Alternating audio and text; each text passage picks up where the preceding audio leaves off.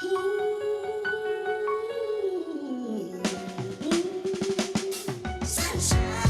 blue skies, gotta cry.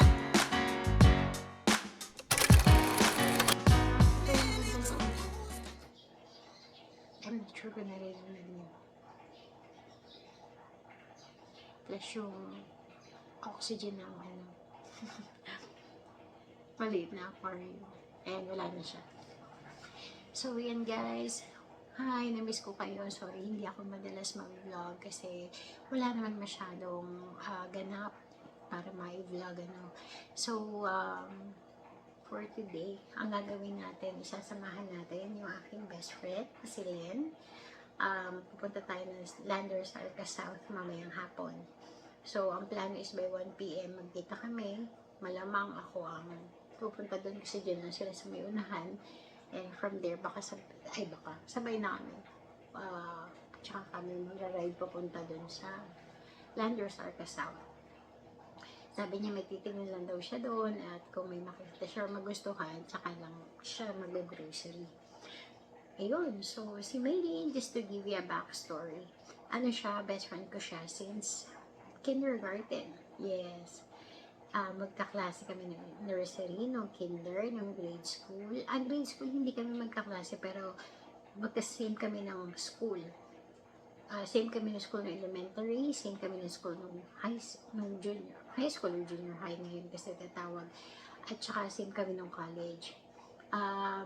Tapos, after nun, hanggang ngayon magkasama kami. It's just that magkahiwalay kami ng bahay pero same area. Andiyan lang siya sa unahan. I remember no elementary. May high school kami, may subject kami PL, iba yun ng home economics pa ata nung mga kapanahonan namin ay HE or THE, ganyan. Tawag namin home economics kasi yung course na yun is yung mga, parang yung mga skills sa HE is yung mga pangnanay, pananahi, pagluluto, paggawa ng basahan, ganyan, mga trade. Alam ko sa inyo, alam niyo yan, nakaka-relate ba sa inyo? Di gumawa kami ng rag. Diyos ko dahil, ang lola mong tamad. Ako talaga, nagpapasa ako, pero late talaga lagi. Tinatamad talaga ako. Pero dati yun. Tapos, kasi, iniisip ko, kung isasabay ko yung, nagpasa siya, di ba? Tapos, papasa ko din that same week. Baka maaalala ng teacher namin.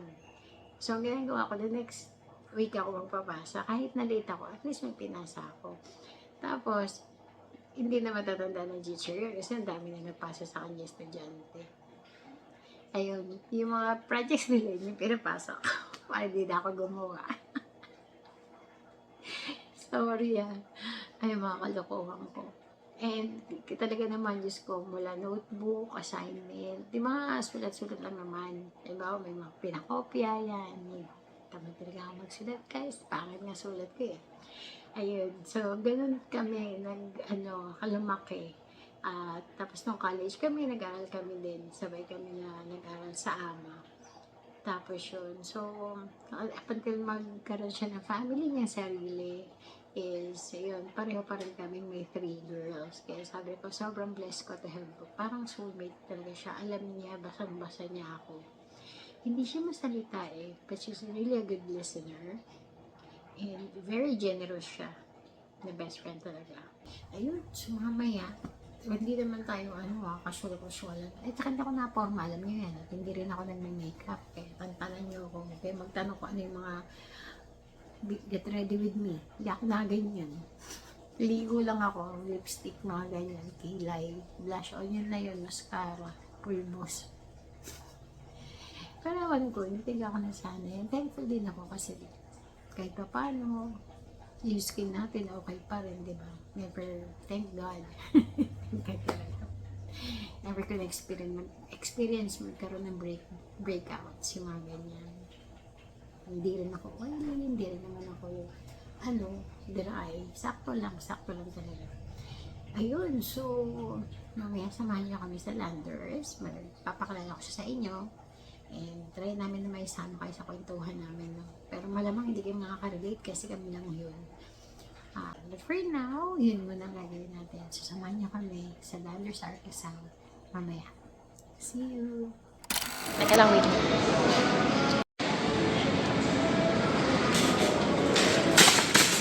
Alam mo, kukunin no? Eh, bakit? Dito natin lagay yung bag natin. Kami na tayong dala. Para makabili tayo sa mga pagpili. Patong mo lang dyan, my friend. Ayan. Okay.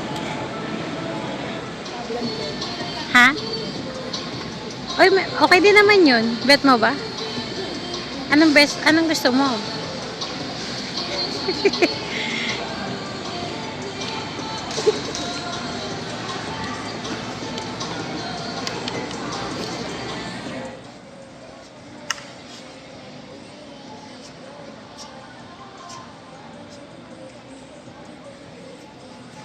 Dito kami ngayon guys sa Landers sa Arcasal.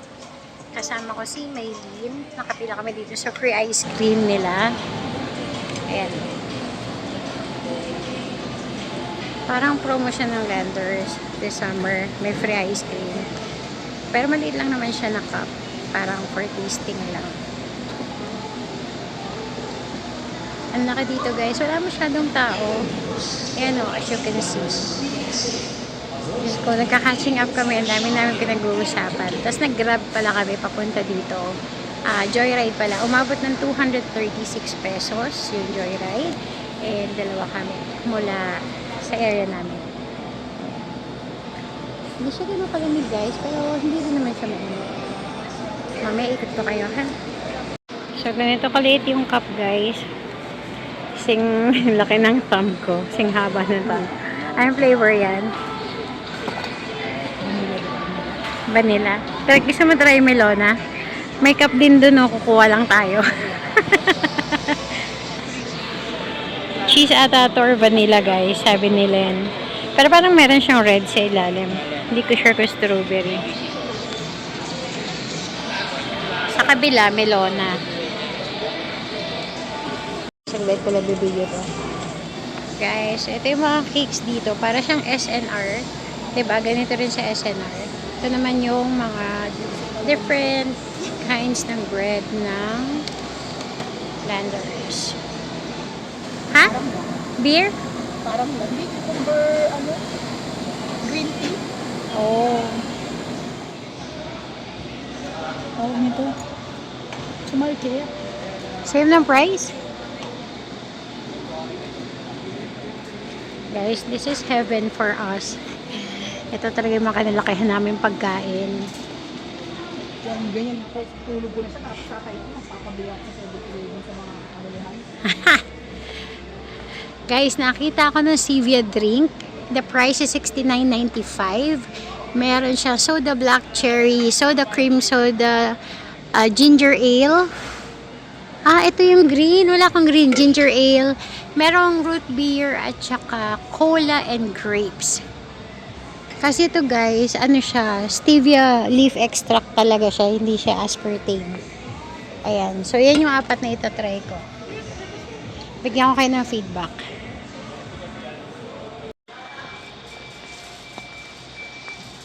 Guys, pumili ako nito. Favorite ko yan, yung mild lang. Tsaka itong isa. $2.59 siya. 5 pieces. Pero hindi ako kumakain ng noodles araw-araw guys ha. Just so you know. Kasama ko yung aking childhood BFF, si Len. Mamaya magchichikahan kami, sasali namin kayo. Kahit di kayo makarelate. Wala kayong choice kundi makinig. Ayan din, meron pa oh. Yung ano.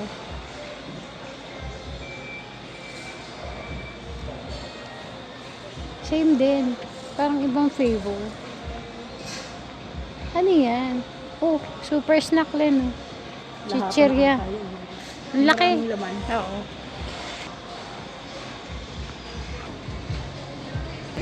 Saktuhan lang po pag namimili kami yung kailangan lang talaga. Never pa po sa history na gumastos kami.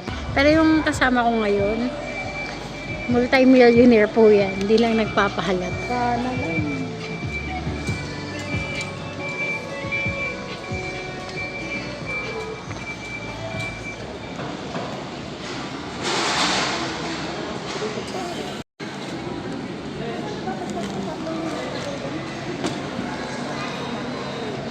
is your Landers experience, my best friends? Open lang talaga yan. Dito na lang ate sa gilid. Isang ganito. Ganun ko na lang. Ito ang aking mga kapitbahay sa Di ba, pansin mo na lang kay ako. Wala na akong plastic. plastic lang natin siya. Tapos pala. Kala ko yung plastic mo yung buong box. Para may hawakan ka din. Kasya yata yan. Para sa ibabaw na yan. Para lahat dala mo na sa isang ano. Kesa nakaganyan. Kasya yan. Hindi. Ayan, that light mo. Kinukuha lang.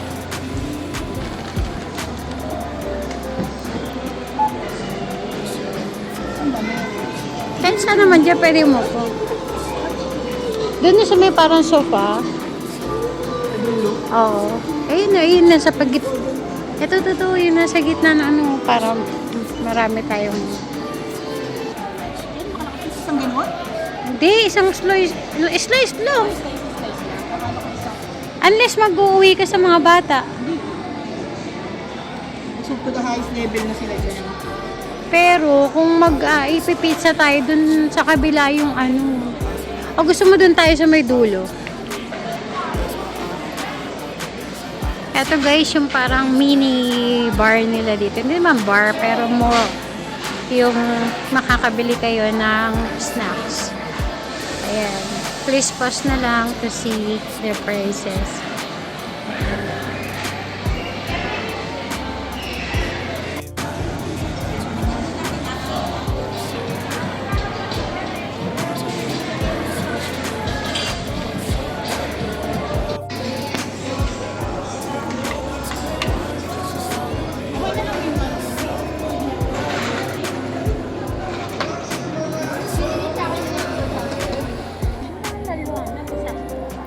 Hi guys, welcome to the vlog.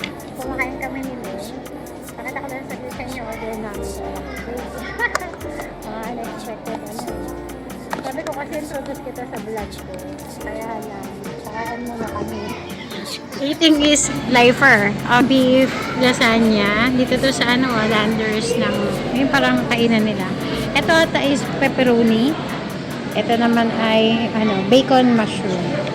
Tapos yung coffee ko, isa dito caramel macchiato, tapos yung isa dito is matcha latte. Yun ang natandaan. Tama, ML latte, tapos MC. Hello guys! Welcome back. Good afternoon ulit. So, kanina galing kami ng Landers Arca South. And kasama ko si Lynn. Nanonood ako ng Mami Heidi vlog. Isa rin siya sa mga vloggers na sinusundan ko or pinapanood ko sa YouTube channel. Sa YouTube. Yun nga, galing kami kanina ng Landers Arca South and sinamahan ko siyang mamili. Actually, parang nag-stroll lang kami. More on catching up, ganyan, kwentuhan. Na-miss kasi namin talaga yung isa't isa. Tagal namin hindi kasi nakita or nagkausap. Medyo matagal na nung last kaming nagkwentuhan. Lalo na nung may work ako, hindi ko talaga siya nabibigyan ng time and guilty talaga ako sa mga panahon na yun dahil kasi nga panggabi ako, so pag umaga tulog ako siya yung gising, hindi talaga kami nagmi-meet. Tapos pagising ko, mostly 7 PM na yun and ang pasok ko is 9 or 10, so nag-get ready na ako papasok. And then pag umaga naman, antok na ako, bihira talaga kami mag-usap. But that doesn't end our friendship. Doon ako masaya kasi kahit alam ko na hindi kami nag-uusap, parehong pa rin kami ng wavelength. And kanina sobrang naming na-miss yung isa't isa to the point na ang dami namin hindi napag-usapan at parang kulang yung isang buong araw para magkatsikahan kami. And very, very open ako sa kanya. And same din sa kanya sa akin. So now, since galing kami ng Landers Arca South, hindi siya kasi sale ngayon. So, onti lang yung mga binili namin, yung mga kailangan lang talaga sa bahay. So, mag-haul ako very quick. So, itong keto ice cream, medyo, ano na siya, kailangan ko na siya i-freezer. Bumili ako nitong peanut butter cup. 503 yung price niya. So low. So low na ganito. Pero since naka-sale siya, dalawa siya ngayon for 503. Expiration date niya is June of 2024. So I think yun yung reason kaya gusto na nilang i-buy one take one. Wait lang. Okay. Oh my God, alam niyo ba, nakalimutan ko yung baso na babasagin sa freezer. Buti hindi pa siya pumutok. Okay, so meron akong frozen broccoli or broccoli, o ano man tawag niyo dito. Ayan. So, January 2026 pa ang expiration nito. And yung price niya nagre-range sa 200 or 2 to 300 pesos. Pero hindi siya lalampas ng 350 or ano. Wala kasi yung listahan ko ng prices. So, ayan, bumili ako ng frozen strawberry, frozen broccoli, tapos itong Dole mixed fruits. If I'm not mistaken, nasa 300 plus ito. Pero mix na kasi siya. Meron na siyang blackberries, blueberries, and strawberries, and raspberries. Ay, hindi, wala pala strawberries, sorry. Raspberries, blackberries, and blueberries. Which is very, very helpful sa ating local fasting. And then, yung mga sa frozen section, bumili rin ako ng pork adobo cut. Bumili rin ako ng marinated chicken. So, makukuha na lang ako dito pang prito-prito. Pag gusto namin. Maka-chicken ako, guys. Hindi ako maka-pork. And ito yung combo pack na chicken and chicken and leg. Ayan. Ayan. So, yung price ito, 270. Nasa wala siyang kilo kung ilan. Yung marinated chicken nasa 1.6 kilos, 321. And then yung adobo cut na pork is 1.16 313 pesos. So yun.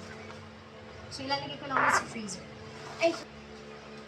Okay, so we're done sa ating frozen meats and fruits. Wipe lang natin yung table. Okay, so dito naman tayo. So bumili rin ako ng yung rotisserie nila na chicken. 288 pesos. Yung whole chicken nito, binili ko is spicy. Ito na yung ulam namin ni Papa May mamaya. And for sure, hindi namin ito mauubos. So, mga half lang ang makakain namin ito. And kung ano man yung matira, pwede kong gawin sa salad, di ba? Of course, patitikimin natin si Domino. So, ito yung binibili kong organic egg, guys. Hindi ko nakita yung price. Kulay violet siya. Yung box. And organic selenium. Hindi nakasulat. Ayan po. Kasi maganda ang vitamin na selenium kapag mayroon kang thyroid issue. So, since mayroon akong hypothyroid, ito yung isa sa mga vitamins or minerals na kailangan ko. Selenium. Actually, sa Brazil nuts, meron siya. Siguro 2 to 3 nuts ng 2 to 3 pieces ng Brazilian nuts is maganda kapag meron kang thyroid issue. Sabi yun ni Dr. Berg, ha? Dr. Berg, yung sa YouTube, yung pinapanood ko rin. So, yan. Tabi natin ngayon. Grapes. Ito naman ay para kay Mai, tsaka kay Lisa. 130 siya. Less than a kilo. Less than half a kilo. 0.43. At ang inabot ng bill natin nasa mga 4K. Pero madami naman na ito, guys. Alam naman natin ang hirap ng buhay ngayon. So, itong ensaymada bread. Ito pa merienda din namin to. I-restrict ko talaga yung sarili ko na 1 bread per day or every other day. Kasi, syempre malaki siya. So, ito ay nasa 220 pesos. Mga ganun, 219.75. Bumili din ako ng General Milk. Ito ay Gustong gusto ni Isa, ni Lay, at ako. Ewan ko si Ate Kobe kung gusto niya, pero lahat kami dito. Bet ito. Masarap din yung isa eh. Shin ramen ba yung shin ramen? Ay, hindi. Ito ate. Yung red na may black. Masarap din siya. Kaya lang medyo pricey siya. Parang 50 pesos yung price niya. Parang ito kung 209 yun, nasa 259 na 50 pesos yung difference. So ako ng plain yogurt na Pascual. Nasa less than 150, apat na peraso. Bumili rin ako ng sugar-free na coffee at QP na mayo. Itong sugar-free na coffee, ate kami ni Papa may nito. And last but not least, alam niyo guys, ito talaga ay sobra-sobra ako yung maka-curious. Kasi parang nakita ko lang tong brand na to. Nakikita niyo ba ako? Nakita ko lang tong brand na to abroad sa mga napapanood ko sa YouTube. So, meron na rin dito sa, ewan ko for sure, meron din siguro dito sa SNR, no? Sa Landers. Ito siya, Stevia. So, zero sugar siya. At ang mga ingredients ay carbonated water, natural flavors, stevia leaf extract, and citric acid. So, bagay na bagay siya sa mga may diabetes. So, ito ay creamy root beer. Meron akong cream soda. May black cherry. Meron akong ginger ale. Yun lang. Tapos, Pure Foods corned beef. Not sponsored. Gusto ko lang kasi yung chunks ng ano nito ng beef. Medyo mas ano siya, nararamdaman mo yung meat. Unlike iba na parang masyadong refined or masyadong pag blender parang gano'n. Hindi mo na makita yung chunks. Eto may mga konti siyang gano'n. Tsaka makikita mo, parang siyang Del Mundo. Pero since Filipino brand, Pure Foods tayo, naka-save 10 pesos daw siya, sabi. Ayan. So, yun lang yung pinamili natin, guys. Sa panahon ngayon, yung 1,000 pesos talaga is parang napaka-unti na lang yung mabibili mo kung bibili ka sa supermarket. And kung bibili ka naman din ng fresh ingredients, which is yun ang ginagawa ko, yung mga pansahog sa ulam, yun, talagang sa market ko yung binibili. Pero kapag yung mga meat, mas preferred ko yung tinda sa groceries. Kasi yung mga nasa palengke, to be honest, iba syempre kumaga yan ibabagsak ng mga kinukuha na nila, di ba? So pagdating sa palengke, fresh pa yung meat, kaya sa umaga talaga masarap mamili. So pag fresh pa yung meat, okay lang yan. Pero pag hapon na kasi, hapon ka bibili, mukha siyang fresh kasi frozen na. Freeze na nila yun. Nilagay na sa cooler na may ice, ganyan. So, pag binili mo siya, frozen. Pero, para sa akin, hindi na kasi siya maganda, yung quality. And feeling ko naman, yung mga produce ng supermarkets or groceries is bago i-pack yun, talagang nalilinis. Diba? Unlike pag sa market, mga wet market, ganyan. Diba, minsan din parang nila tinatanggalan ng balahibo. Minsan din natitira pa, diba? Tapos, bloody pa, yung ganyan. Eh, kung hindi mo i-double yung effort ng paghuhugas o paglilinis ng meats na bili mo, medyo mahirap yun, diba? Lalo na sa chicken, yung salmonella. Yan, pag hindi ito or pag hindi nahugasan na yung chicken, naku, baka sumakit ang tiyan natin. So, lagi natin mahuhugasan ng maigi mga binibili natin sa palengke, okay? Mga pamit na yan, vegetables, and all. Usually, ginagawa ko rin is kung bumili ako ng fresh na veggies or gulay, pansahog, binababad ko talaga yun sa tubig na may baking soda for 30 minutes para at least medyo malinisan siya. Tapos magre-rinse lang ako ng twice ng running water and then kikis-kisin yung paligid ng vegetable or kung fruit man yan para at least mawala yung mga chemicals na nakadikit doon sa balat or mga alikabok, diba? Kasi syempre open yan eh. Alright? So yun.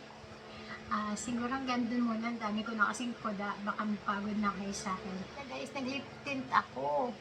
Yung binili ko sa Himuse ata yun. Hindi ko alam yung brand, sorry. Yung lip tint. Sa edad ko kasi hindi talaga ako bumibili ng mga branded na cosmetics. Ang reason behind it is, una, yung sister-in-law ko, si Ate Gigi, marami siyang mga pinapadala mga cosmetics, which is branded na kasi. Yun yung isang reason kaya hindi ako bumibili. Second, hindi talaga ako mahilig mag-makeup. And if mag-makeup man ako, it's either meron ako special na pupuntahan, or, ano ba, required, ganyan. Kahit sa office, hindi rin ako nag-makeup eh. Very, very rare. Ayun, so, mas prefer kong bumili ng mga, sabihin nyo ng puchu-puchu, or mga brands na local lang na ano lang. Kasi una, gusto ko lang i-try. Second, mas cheaper siya. Dahil hindi ko rin naman talaga masyadong gagamitin. Kaya nagiging practical lang ako sa mga gamit na binibili ko. Diba? So, yun, ganun lang naman kasimple. Sa panahon ngayon, na mahirap ang mag-budget. Let's all be wise and smart. Paano natin gagamitin yung ating spending. And make sure to use it well. Na prioritize ang inyong health and family before anything else. Yun lang. Number one is family. Lagi yan. Hindi pwedeng hindi. Okay, so see you again.